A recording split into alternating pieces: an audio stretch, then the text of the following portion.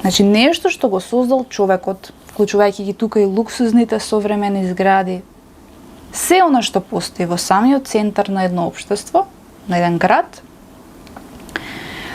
е направено за чиста забава.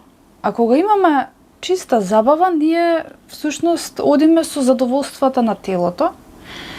И задоволствата на телото не мамат, ние копаат походта да одиме кон се некое поново и поново задоволство, се подобро и подобро задоволство, и ние така влегуваме со нашата карактерна слабост. Секој во својот живот нека си ја земе своето бреме или својата слабост. Некој е во скапи коли да се прикаже пред другите дека има, дека може, дека е способен. Друг ќе се покаже во, не знам, купување најдобра облека, брендови, за да може да се покаже пред другите дека е угледен. Трет во високи, скапи дипломи, универзитети, патувања, не знам, семинари и така натаму, конференции кои што ќе го прикажат пред општеството како угледен човек, човек кој што има голямо нешта, кои што тие материјални нешта нив ги прават робови.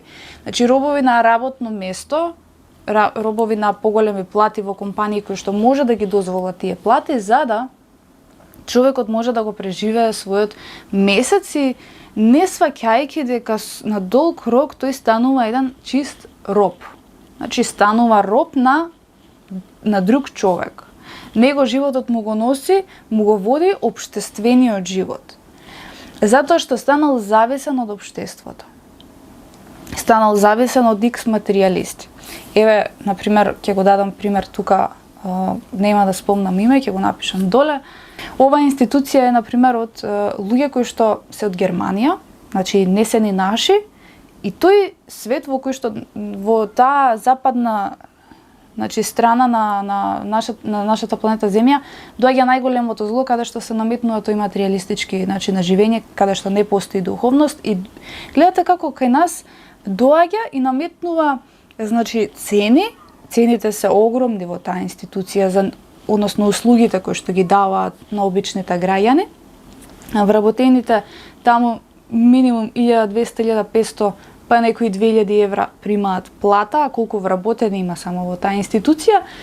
И имаме, значи, гледате, обичните луѓе кои што ја бараат алчноста за поголема плата, ги поддржуваат овие материјалисти. Наводно вас ви даваат интернет, ви даваат телевизија, ви даваат ова, ви даваат она, производи, значи услуги, и вие ги плаќате тие со огромни суми на пари за таа институција да може да функционира, да може да ги плати своите вработени кои што се исто така влегле во таа институција за да го преживеат својот живот, ама зимаат добри плати, 1200-1500 евра, супер ми е. Ги добивам тие пари, не знам како, институцијата си ги заработува на свој начин. Јас сум си платен, ич не ми интересира, не ми е гајле за другите луѓе. Ама ти си роб, значи вработениот станува роб на институцијата. Обичните луѓе стануваат роб на услугите кои што се платени неправедно, некоректно, нефер, со големи суми на пари.